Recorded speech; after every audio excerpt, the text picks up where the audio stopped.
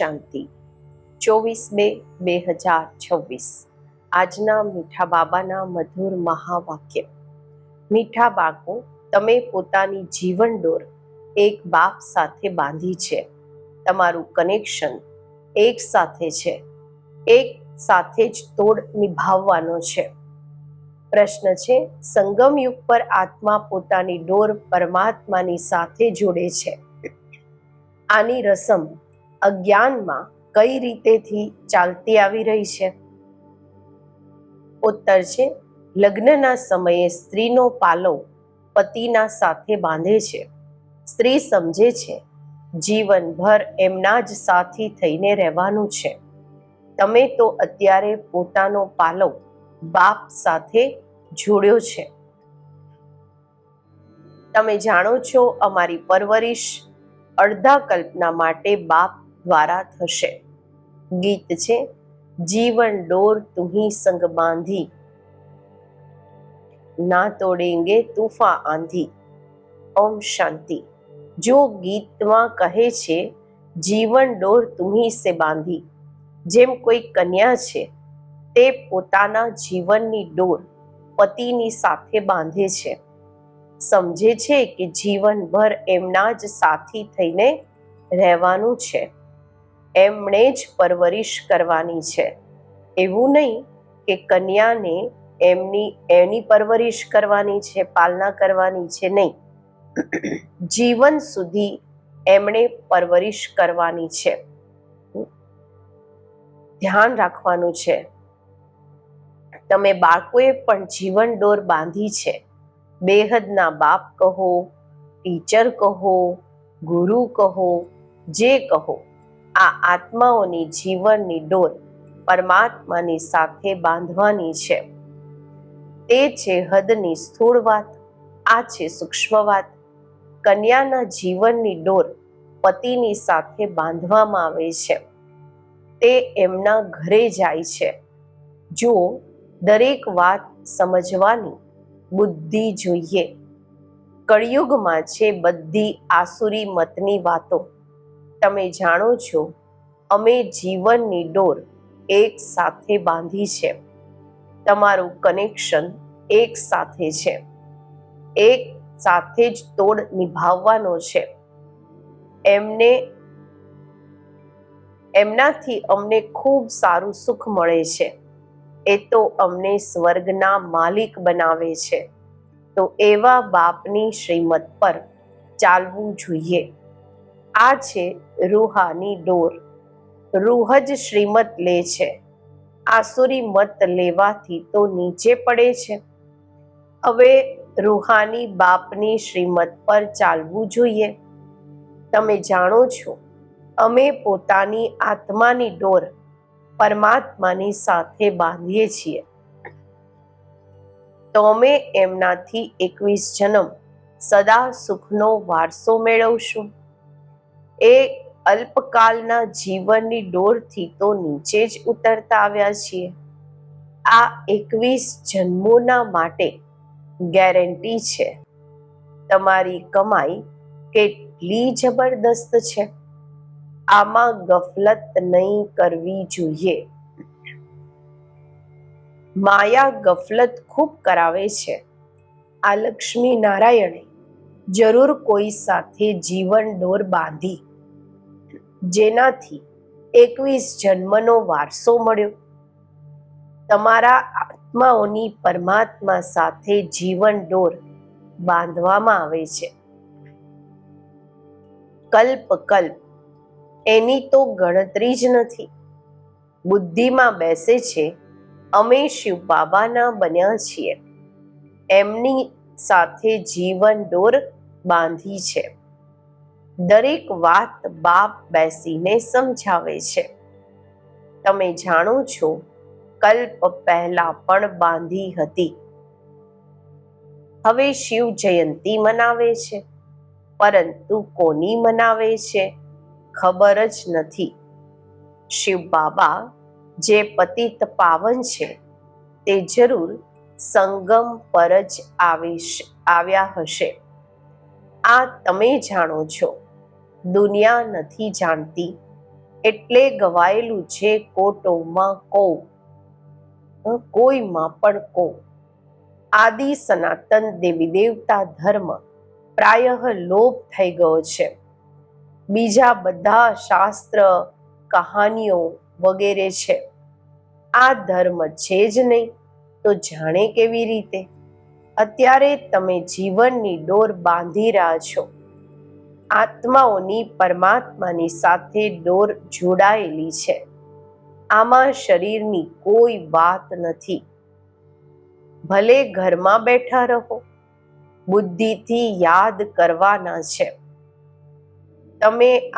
તમે આત્માઓની જીવન ડોર બંધાયેલી છે. પાલવ બાંધે છે ને, તે સ્થૂળ પાલવ. આ છે આત્માઓનો પરમાત્માની સાથે યોગ.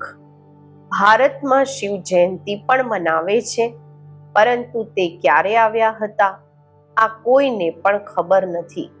શ્રી કૃષ્ણની જયંતિ ક્યારે, રામની જયંતિ ક્યારે છે આ નથી જાણતા. બાળકો, તમે ત્રિમૂર્તિ શિવ જયંતિ અક્ષર લખો છો, પરંતુ આ સમયે 3 મૂર્તિઓ તો છે નહીં. તમે કહેશો શિવ બાબા બ્રહ્મા દ્વારા સૃષ્ટિ રચે છે, તો બ્રહ્મા સાકારમાં જરૂર જોઈએ ને. બાકી વિષ્ણુ અને શંકર આ સમયે ક્યાં છે, જે તમે ત્રિમૂર્તિ કહો છો? આ ખૂબ સમજવાની વાતો છે. ત્રિમૂર્તિનો અર્થ જ બ્રહ્મા, વિષ્ણુ, શંકર છે. બ્રહ્મા દ્વારા સ્થાપના એ તો આ સમયે થાય છે. વિષ્ણુ દ્વારા સતયુગમાં પાલના થશે. વિનાશનું કાર્ય અંતમાં થવાનું છે. આ આદિ સનાતન દેવી દેવતા ધર્મ ભારતનો એક જ છે. એ તો બધા આવે છે ધર્મ સ્થાપન કરવા. દરેક જાણે છે આ ધર્મ સ્થાપન કર્યો અને એનું સંવત આ છે. ફલાણા ટાઈમ ફલાણો ધર્મ સ્થાપન કર્યો. ભારતની કોઈને ખબર નથી. ગીતા જયંતિ, શિવ જયંતિ ક્યારે થઈ કોઈને ખબર નથી. શ્રી કૃષ્ણ અને રાધાની આયુમાં 2-3 વર્ષનો ફરક હશે. સતયુગમાં જરૂર પહેલા શ્રી કૃષ્ણએ જન્મ લીધો હશે, પછી રાધાએ.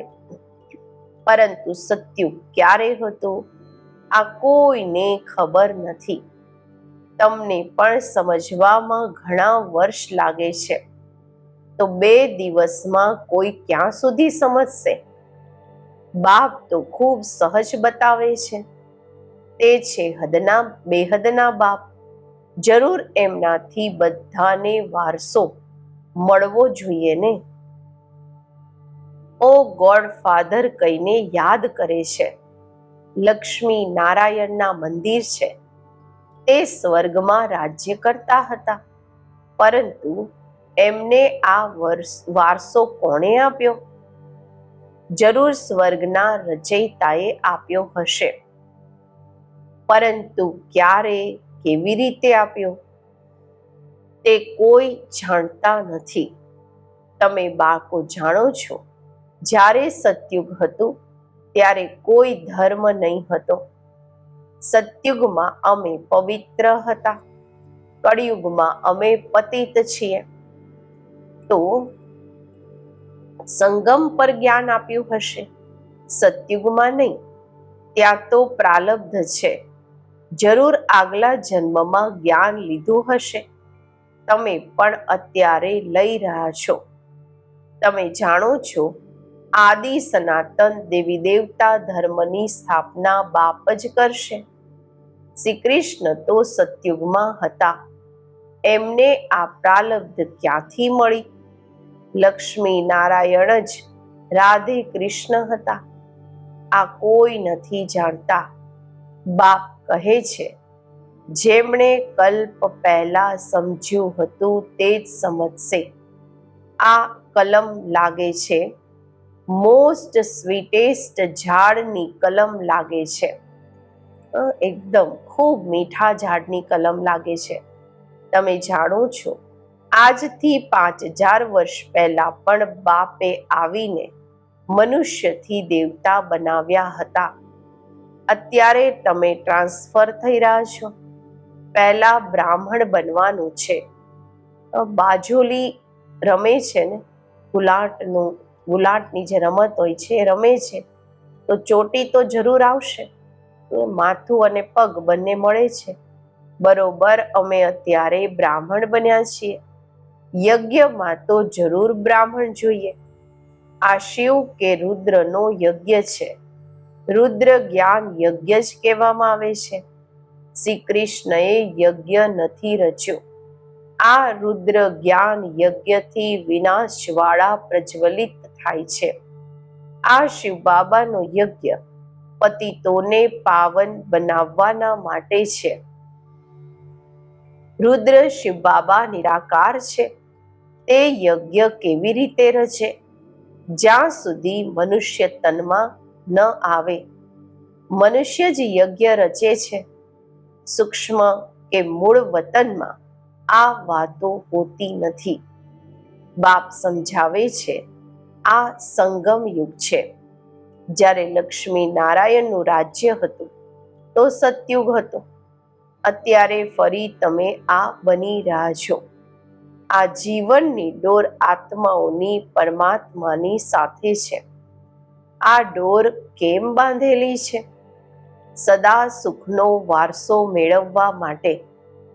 તમે જાણો છો, બેહદના બાપ દ્વારા અમે આ લક્ષ્મી નારાયણ બનીએ છીએ. બાપે સમજાવ્યું છે, તમે સો દેવી દેવતા ધર્મના હતા. તમારું રાજ્ય હતું.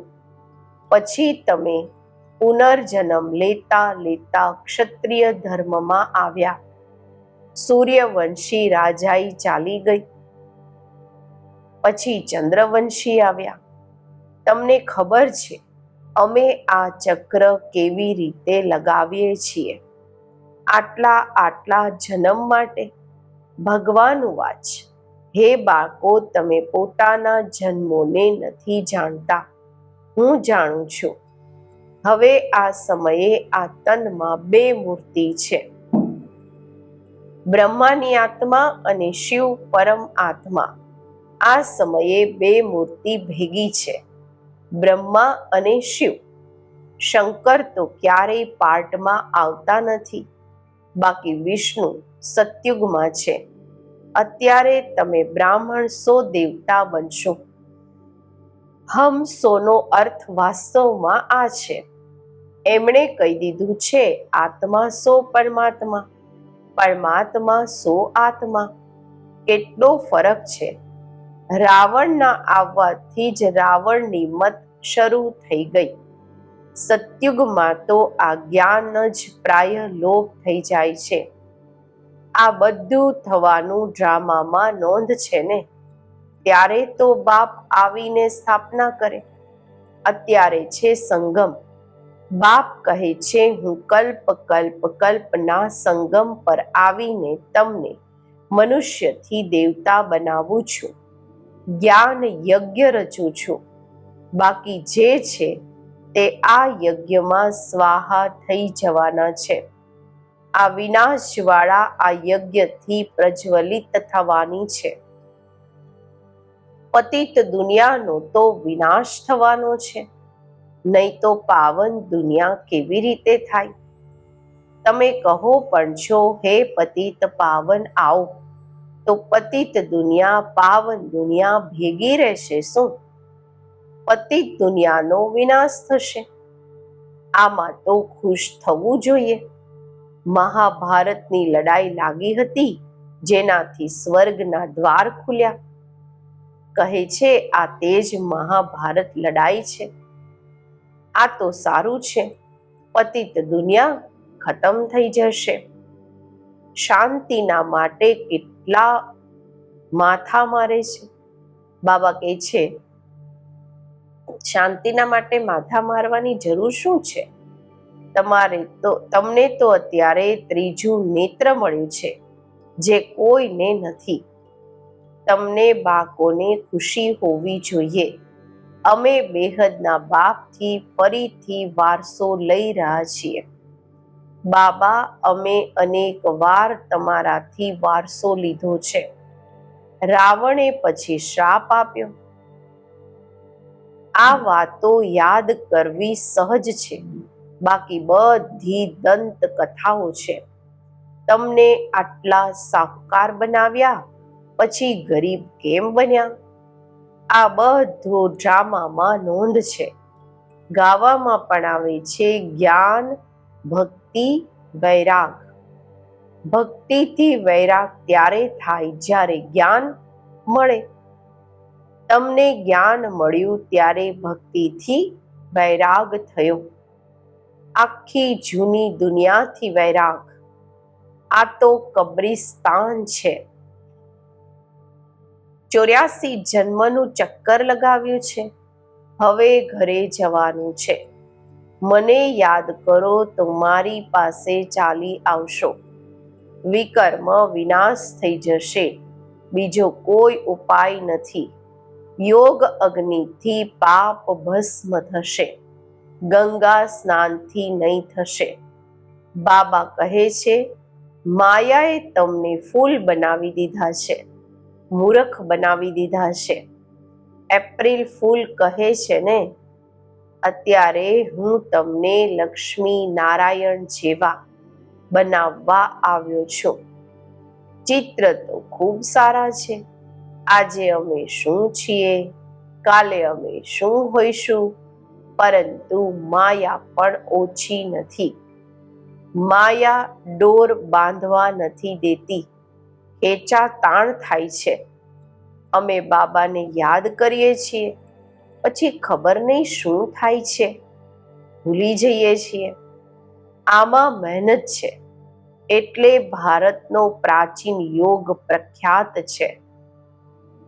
એમને આ વારસો કોણે આપ્યો? આ કોઈ સમજતા નથી. બાપ કહે છે, બાળકો, હું તમને ફરીથી વારસો આપવા આવ્યો છું. આ તો બાપનું કામ છે. આ સમયે બધા નર્કવાસી છે. તમે ખુશ થઈ રહ્યા છો. અહીંયા કોઈ આવે છે, સમજે છે તો ખુશી થાય છે. બરોબર, ઠીક છે. 84 જન્મોનો હિસાબ છે. બાપથી વારસો લેવાનો છે. બાપ જાણે છે, અડધો કલ્પ ભક્તિ કરતા તમે થાકી ગયા છો. મીઠા બાળકો, બાપ તમારી બધો થાક દૂર કરશે. હવે ભક્તિ માર્ગ, અંધકારનો માર્ગ પૂરો થાય છે. ક્યાં આ દુઃખધામ, ક્યાં તે સુખધામ?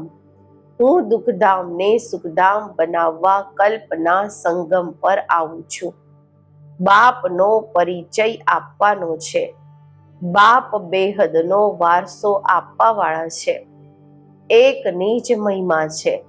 શિવ બાબા નહીં હોય તો તમને પાવન કોણ બનાવશે? ડ્રામામાં બધી નોંધ છે. કલ્પ કલ્પ તમે મને બોલાવો છો કે હે પતિત પાવન આવો. શિવની જયંતી છે. કહે છે, બાપે સ્વર્ગની સ્થાપના કરી, પછી શિવે શું કર્યું જે શિવ જયંતી મનાવે છે? કંઈ પણ સમજતા નથી. તમારી બુદ્ધિમાં જ્ઞાન એકદમ બેસી જવું જોઈએ. ડોર એકની સાથે બાંધી છે, તો પછી બીજા કોઈની સાથે નહીં બાંધો, નહીં તો પડી જશો. પારલૌકિક બાપ મોસ્ટ સિમ્પલ છે. એકદમ સાદા અને સરળ છે. કોઈ ઠાઠબાઠ નથી. તે બાપ તો મોટરોમાં, એરોપ્લેનમાં ફરે છે. આ બેહદના બાપ કહે છે, હું પતિત દુનિયા, પતિત શરીરમાં બાળકોની સેવાના માટે આવ્યો છું. તમે બોલાવ્યા જ છે. હે અવિનાશી સર્જન, આવો. આવીને અમને ઇન્જેક્શન લગાવો. ઇન્જેક્શન લાગી રહ્યું છે. બાપ કહે છે, યોગ લગાવો તો તમારા પાપ ભસ્મ થશે. બાપ છે જ 63 જન્મોના દુઃખ હરતા, 21 જન્મોના સુખ કરતા. અચ્છા, મીઠા મીઠા સિકેલધા બાકો પ્રત્યે માત પિતા બાપ દાદાના યાદ પ્યાર અને ગુડ મોર્નિંગ. રૂહાની બાપના રૂહાની બાકોને નમસ્તે. આપણે રૂહાની બાકોના રૂહાની બાપને નમસ્તે. ધારણા માટે મુખ્ય સાર. પહેલું છે, પોતાના બુદ્ધિની રૂહાની ડોર એક બાપની સાથે બાંધવાની છે. એક નિજ શ્રીમત પર ચાલવાનું છે. બીજું, અમે મોસ્ટ સ્વીટેસ્ટ ઝાડની કલમ લગાવી રહ્યા છીએ, એટલે પહેલા સ્વયંને ખૂબ ખૂબ સ્વીટ બનાવવાના છે, મીઠા બનાવવાના છે. યાદની યાત્રામાં તત્પર રહી વિકર્મ વિનાશ કરવાના છે. આજનું વરદાન. મનન શક્તિ દ્વારા દરેક પોઈન્ટના અનુભવી બનવા વાળા સદા શક્તિશાળી માયા પ્રૂફ વિઘ્ન પ્રૂફ ભવ. જેમ શરીરની શક્તિના માટે પાચન શક્તિ કે હજમ કરવાની શક્તિ આવશ્યક છે, એવી રીતે આત્માને શક્તિશાળી બનાવવાના માટે મનન શક્તિ જોઈએ. મનન શક્તિ દ્વારા અનુભવ સ્વરૂપ થઈ જવું આ સૌથી મોટામાં મોટી શક્તિ છે. એવા અનુભવી ક્યારેય ધોખો નથી ખાઈ શકતા, સાંભળેલી વાતોમાં વિચલિત નથી થઈ શકતા. અનુભવી સદા સંપન્ન રહે છે. તે સદા શક્તિશાળી માયાપ્રૂફ વિઘ્નપ્રૂફ બની જાય છે. સ્લોગન છે, ખુશીનો ખજાનો સદા સાથે રહે તો બાકી બધા ખજાના સ્વત આવી જશે. અવ્યક્ત ઇશારા. એકતા અને વિશ્વાસની વિશેષતા દ્વારા સફળતા સંપન્ન બનો. સફળતા સંપન્ન બનવા માટે સાધારણ કાર્યમાં રહેતા હોવા છતાં પણ ફરિશ્તાની ચાલ અને હાલ હોય. એવું નહીં કહો કે શું કરીએ, વાત જ એવી હતી, કામ જ એવું હતું, સરકમસ્ટાન્સ એવા હતા, સમસ્યા એવી હતી, એટલે સાધારણતા આવી ગઈ. કોઈ સમયે પણ કોઈ હાલતમાં પણ તમારું અલૌકિક સ્વરૂપ દરેકને અનુભવ થાય.